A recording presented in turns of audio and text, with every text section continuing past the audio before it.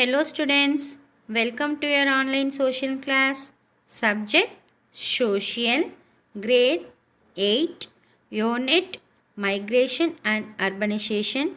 Topic Types of Migration and Consequences of Migration. Types of migration.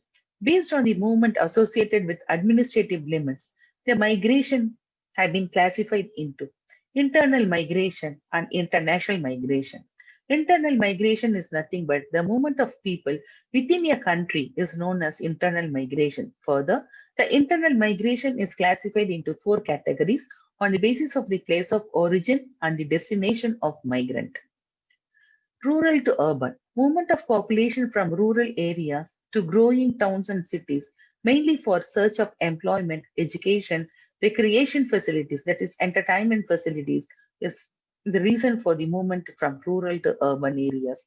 Urban to urban. Migration between one urban center to other search, like search of higher salaries. See, for example, a person employed in Chennai gets a better employment opportunity or a new job with a better salary in Mumbai, Kolkata, or Bangalore, he naturally moves from Chennai to another urban center.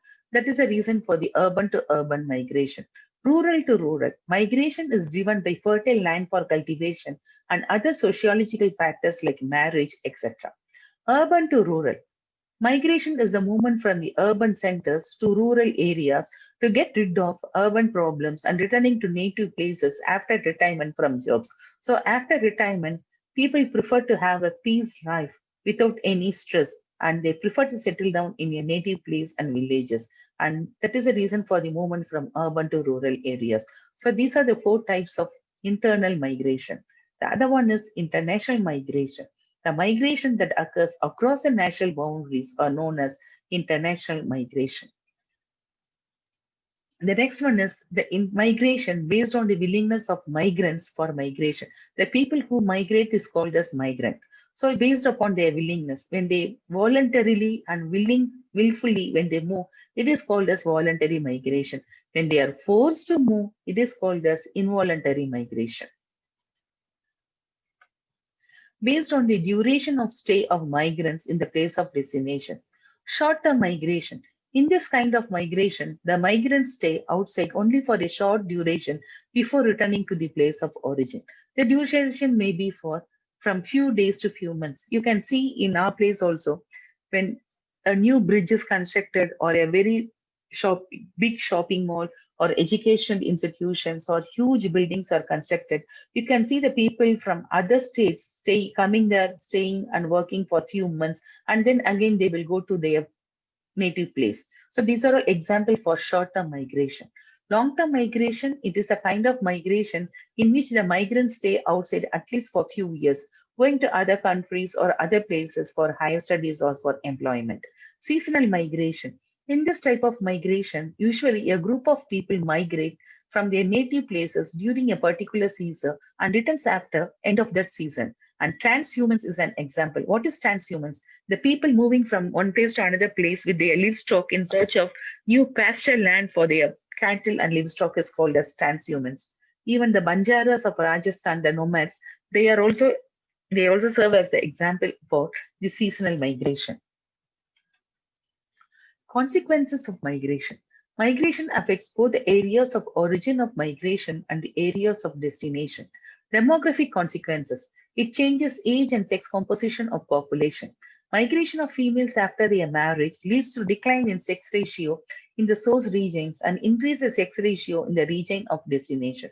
The migration of male workers in search of job decreases the independent population of the source regions, which increases the dependency ratio. So in a particular area, when the female, they move out from their place after the marriage, so the number of female of that area naturally decreases. And when more men, they move out from their place in search of job to other places, the independent population and the men population also gets decreased. Social consequences. The migration of people from different regions towards an urban area leads to the formation of plural society.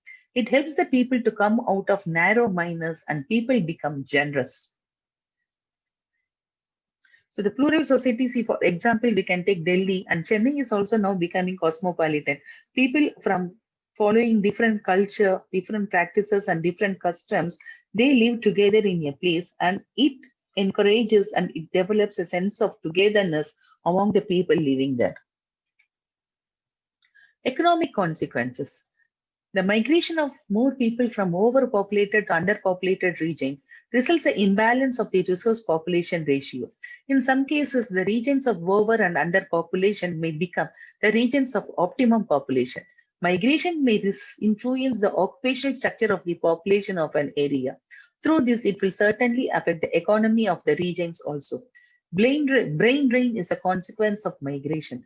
Brain drain refers to the migration in which skilled people from economically backward countries move to developed countries in search of better opportunities. For example, in 20 or 30 years before, we can see many goldsmiths living in our area. Even for buying small jewelries for our needs, we will go to the blacksmith and we will order them to make jewels on the basis of our interest. But nowadays, we get everything in ready-made from the jewelry shops. So these goldsmiths, they go and settle down in big towns and cities where they can make the jewelries for the jewelry shops, and that results in brain drain. And this is also called as backwash effect. Environmental consequences. Large-scale movement of people from rural to urban areas causes overcrowding in cities and puts heavy pressure on resources. It leads to rapid growth of cities.